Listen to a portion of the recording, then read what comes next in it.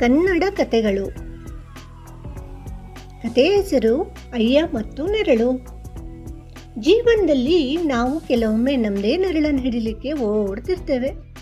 ಆದರೆ ನಿಜವಾದ ಬೆಳಕಿನ ಕಡೆಗೆ ನಮ್ಮ ಮುಖ ಇರಬೇಕು ಅನ್ನೋದನ್ನು ಮರ್ತೇ ಬಿಡ್ತೇವೆ. ಇವತ್ತು ಕೇಳಿ ನಿಮ್ಮ ಚಿಂತನೆ ಬದಲಾಯಿಸಬಲ್ಲ ಒಂದು ಅರ್ಥಪೂರ್ಣವಾದಂತಹ ಕತೆ. ಒಂದು ಸುಂದರವಾದ ಹಳ್ಳಿ. ಸುತ್ತಮುತ್ತ ಹಸಿರು ಹೊಲಗಳು, ನದಿಯ ನಾದ, ಪಕ್ಷಿಗಳ ಕೂಗು, ಜನರ ಓಡಾಟ. ಅಲ್ಲಿ ಅಯ್ಯ ಎಂಬ ಹುಡುಗನಿದ್ದ. ಅವನು ಬಹಳ ಚತುರ.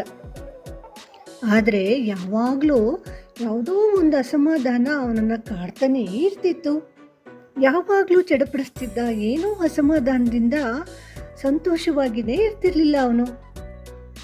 ಒಂದು ದಿನ ಸಂಜೆ ಸೂರ್ಯ ಅಸ್ತಮಿಸ್ತಾ ಇದ್ದ. ಅಯ್ಯ ತನ್ನ ಮನೆ ಮುಂದೆ ನಿಂತಿದ್ದ. ಯಾಕೋ ನೋಡ್ತಾನೆ ಅವನ ನೆರಳು ಉದ್ದವಾಗಿತ್ತು. ಅವನು ಆ ನೆರಳನ್ನು ನೋಡಿ ಯೋಚಿಸಿದ. ಅಬ್ಬಾ, ನನ್ನ ನೆರಳು ಎಷ್ಟು ದೊಡ್ಡದಾಗಿದೆ, ಇದನ್ನು ನಾನು ಹಿಡಿದ್ರೆ ನಾನು ದೊಡ್ಡವನಾಗ್ಬಿಡ್ತೇನೆ ಅಂದ್ಕೊಂಡ. ಹಾಗೆ ಬಗ್ಗಿ ಆ ನೆರಳನ್ನು ಹಿಡಿಲಿಕ್ಕೆ ಪ್ರಯತ್ನ ಪಟ್ಟ. ಅವನು ಬಗ್ಗಿ ಮುಂದಕ್ಕೆ ಒಂದು ಹೆಜ್ಜೆ ಇಟ್ಟ ಹಾಗೂ ನೆರಳು ಮುಂದಕ್ಕೆ ಹೋಗ್ಲಿಕ್ಕೆ ಶುರು ಮಾಡ್ತು. ದೊಡ್ಡ ಹೆಜ್ಜೆ ಇಟ್ಟು ಮುಂದಕ್ಕೆ ಹೋಗಿ ಹಿಡಿಲಿಕ್ಕೆ ಪ್ರಯತ್ನ ಪಟ್ಟ. ನೆರಳು ಇನ್ನೂ ಮುಂದಕ್ಕೆ ಓಡೋಯ್ತು. ಅವನು ಇನ್ನಷ್ಟು ವೇಗಾಗಿ ಓಡ್ದ. ನೆರಳು ಇನ್ನೂ ಮುಂದಕ್ಕೆ ಓಡೋಯ್ತು. ಅವನ ಕೈಗೆ ಸಿಗಲೇ ಇಲ್ಲ. ಸಿಕ್ಬಿಡ್ತು, ಇನ್ನೂ ಸ್ವಲ್ಪ ಮಾತ್ರ, ಈಗ ಹಿಡಿತೀನಿ ಅಂತ ಆತ್ಮವಿಶ್ವಾಸದಿಂದ ಓಡ್ತಾನೇ ಇದ್ದ. ಆದರೆ ನೆರಳು ಅವನ ಕೈಗೆ ಸಿಗಲೇ ಇಲ್ಲ. ಅವನಿಗೆ ತುಂಬ ಬೇಜಾರಾಯಿತು. ಬೇಜಾರಾಗಿ ಅವನು ನೆಲದ ಮೇಲೆ ಸುಮ್ಮನೆ ಕೂತ ಮತ್ತು ಯೋಚನೆ ಮಾಡಲಿಕ್ಕೆ ಶುರು ಮಾಡ್ದ.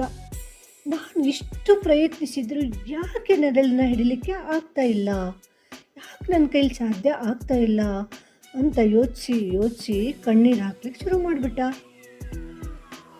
ಸೂರ್ಯ ಮುಳುಗೋದ. ಕತ್ಲೆ ಆವರಿಸ್ತು. ಬೆಳಗು ಸಹ ಆಯಿತು.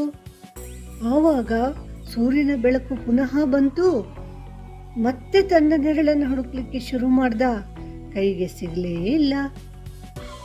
ಆವಾಗ ಅಲ್ಲಿ ಒಬ್ಬ ವೃದ್ಧ ಬಂದ. ಅವನ ಮುಖದಲ್ಲಿ ಶಾಂತಿ, ಅನುಭವ ಎಲ್ಲವೂ ತುಂಬಿ ತುಳುಕಾಡ್ತಾ ಇತ್ತು. ತುಂಬ ಸಮಾಧಾನವಾಗಿ ಕಾಣಿಸ್ತಾ ಇದ್ದ.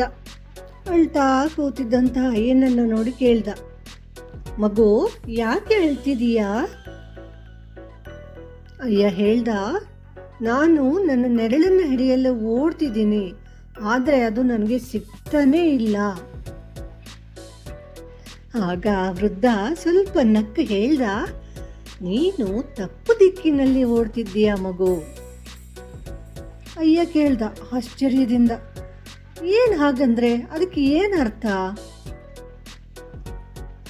ವೃದ್ಧ ಹೇಳ್ದ, ನೀನು ಸೂರ್ಯನಿಗೆ ಬೆನ್ನು ತೋರಿಸಿದೀಯಾ, ಅದಕ್ಕಾಗಿಯೇ ನೆರಳು ಮುಂದೆ ಓಡ್ತಿದೆ. ನೋಡು ಮಗು, ನೀನು ಸೂರ್ಯನ ಕಡೆಗೆ ಮುಖ ಮಾಡು, ಮುಂದೆ ನಡೆಯುತ್ತಾ ಹೋಗು, ನೋಡೋಣ ಏನಾಗುತ್ತೆ ಅಂದ. ಅಯ್ಯ ತಕ್ಷಣ ಎದ್ದ. ಈ ಬಾರಿ ಸೂರ್ಯನ ಕಡೆಗೆ ಮುಖ ಮಾಡಿ ನಡಿಲಿಕ್ಕೆ ಪ್ರಾರಂಭ ಮಾಡ್ದ. ಅವನಿಗೆ ಆಶ್ಚರ್ಯವೋ ಆಶ್ಚರ್ಯ. ಈ ಸರ್ತಿ ನೆರಳು ಅವನ ಹಿಂದೆನೆ ಬಂತು. ಮುಂದೆ ನಡೀತಾ ಇದ್ದಾನೆ. ನೆರಳು ಅವನ ಹಿಂದೆ ಬರ್ತಾನೆ ಇದೆ. ಮುಂದೆ ನಡೀತಾನೆ ಇದ್ದಾನೆ. ನೆರಳು ಅವನ ಹಿಂದೆ ಬರ್ತಾನೆ ಇದೆ. ಎಷ್ಟು ಮಾಡಿದ್ರೂ ಸಹ ನೆರಳು ಅವನನ್ನು ಬಿಡ್ತಾನೇ ಇಲ್ಲ. ಅವನ ಮುಖದಲ್ಲಿ ನಿಧಾನವಾಗಿ ನಗು ಕಂಡು ಬಂತು. ಇಷ್ಟು ಸರಳವಾದ ವಿಷಯವನ್ನು ನಾನು ಯಾಕೆ ಅರ್ಥ ಮಾಡ್ಕೊಳ್ಳಿಲ್ಲ ಎಂದು ಯೋಚಿಸಿದ. ವೃದ್ಧ ಹತ್ತಿರ ಬಂದು ಹೇಳ್ದ, ಜೀವನದಲ್ಲೂ ಇದೇ ಆಗುತ್ತೆ ಮಗನೇ. ನಾವು ನೆರಳಿನಂತೆ ಇರುವ ಹಣ, ಹೆಸರು, ಖ್ಯಾತಿ ಇವುಗಳನ್ನು ಹಿಡಿಯಲು ಓಡ್ತೇವೆ. ಆದರೆ ಅವು ಯಾವತ್ತೂ ಕೈಗೆ ಸಿಗೋದಿಲ್ಲ. ಆದರೆ ಸೂರ್ಯನಂತೆ ಪ್ರಕಾಶಮಾನವಾಗಿರೋ ಜ್ಞಾನ, ಕೌಶಲ್ಯ, ಶ್ರಮ, ಸತ್ಯದ ಕಡೆಗೆ ನಡೆದ್ರೆ ಯಶಸ್ಸೆಂಬ ನೆರಳು ಸ್ವತಃ ನಮ್ಮ ಹಿಂದೆ ಬರುತ್ತೆ. ಅಯ್ಯ ಆ ದಿನ ಒಂದು ದೊಡ್ಡ ಪಾಠ ಕಲಿತ. ಆ ದಿನದಿಂದ ಅವನು ನೆರಳನ್ನು ಹಿಡಿಲಿಕ್ಕೆ ಓಡಾಡಲಿಲ್ಲ. ಬೆಳಕಿನ ಕಡೆಗೆ ನಡೆದು ಜೀವನದಲ್ಲಿ ಮುಂದೆ ಹೋಗತೊಡಗಿದ. ಈ ಕತೆ ನೀತಿ ಏನಪ್ಪಾ ಅಂದ್ರೆ ನೆರಳನ್ನು ಹಿಡಿಯಲು ಓಡಬಾರ್ದು, ಬೆಳಕಿನ ಕಡೆಗೆ ನಡಿಬೇಕು. ಯಶಸ್ಸು ನಿನ್ನನ್ನು ಹಿಂಬಾಲಿಸುತ್ತೆ.